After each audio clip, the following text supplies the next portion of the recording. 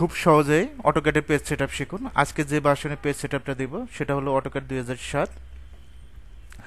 Double click করে open করবেন। Open করার পরে এরকম একটা ইন্টারফেস শো করবে। এখন ফরম্যাটে যাবেন। কোথায় যাবেন? ফরম্যাট। সব ডিসপ্লে থেকে করব। এখান থেকে ইউনিটস আশা করি ক্লিক করতে পারবেন। টাইপ থেকে আর্কিটেকচারাল 0 ফিট 0 ইঞ্চি। তারপর এখান থেকে আমরা ওকে দেব। ফরম্যাটে যাবেন আবার। এখান থেকে ড্রয়িং ডাইমেনশন স্টাইল মডিফাইতে যাবেন। প্রাইমারি ইউনিটস ইউনিট ফরম্যাট থেকে আর্কিটেকচারাল 0 ফিট 0 ইঞ্চি টেক্সটে যাব। এখান থেকে আমরা 5 ইঞ্চি দিয়ে দিব।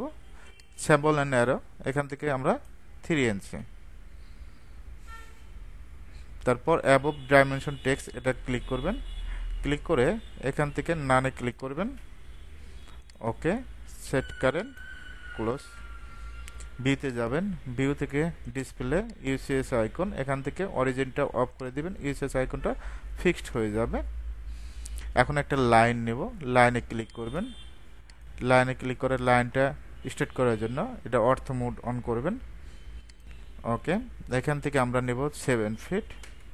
মেজারমেন্ট চেক দেওয়ার জন্য ডাইমেনশনে যাবেন। ডাইমেনশন থেকে align, first point, second point. Okay, 7 feet. এখন যদি আমরা লাইন নেই, যে ডট টুলবারে যেটা দেখতে পাচ্ছেন, লাইনে ক্লিক করবেন। আমরা লাইন নেব এখান থেকে 3 ফিট। মেজারমেন্ট চেক দেওয়ার জন্য ডাইমেনশনে গিয়ে 2 নাম্বারটায় ক্লিক করবেন।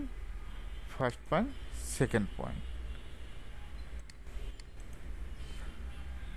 ফাইলে যাবেন। এখন শিখাবো কিভাবে ফাইলটা সেভ দিতে হয়। ফাইল, এখানে সেভে ক্লিক করবেন।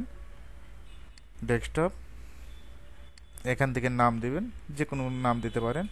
ক্যাট 002।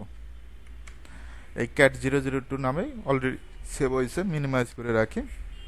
এখানে ক্যাট 002।